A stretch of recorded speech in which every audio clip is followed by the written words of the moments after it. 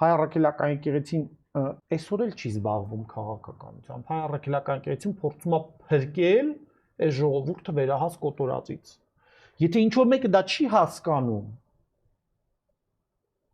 եւ մտածում եմ, որ այ գիտես, այն ինչ որ տեղի ա ունենում, չգիտեմ, Սիրիայում, ինչ որ տեղի ա ունենում Պաղեստինում, մեզ հետ չի կարող տեղի ունենալ։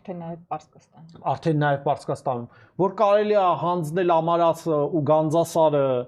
բայց Մայրաթոռը չի կարելի հանձնել։ Եթե իրանք տենց պատրանք ունեն կամ մտածում են, որ դա անհնարին մի բան է։ Մանավանդ որ Հակարիի կամրջից շատ ավելի մոտ է Մայրաթոռը։ Մայրաթոռը շատ ավելի մոտ է թուրքական ուղիղ հարվածներին, ուղիղ գծով։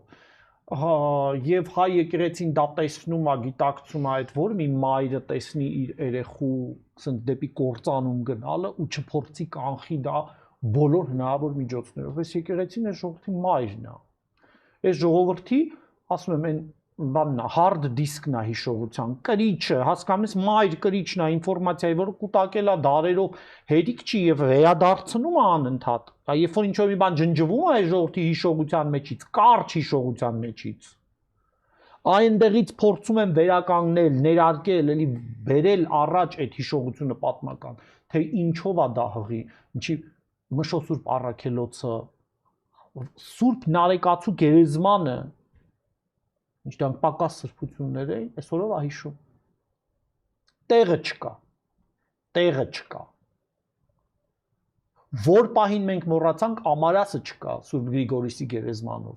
Գանձասարը չկա, Դադիվանքը չկա, եւ այդպես բոլորը, այս հազարավոր Ծիծեռնավանքը եւ այլ, այսինքն մենք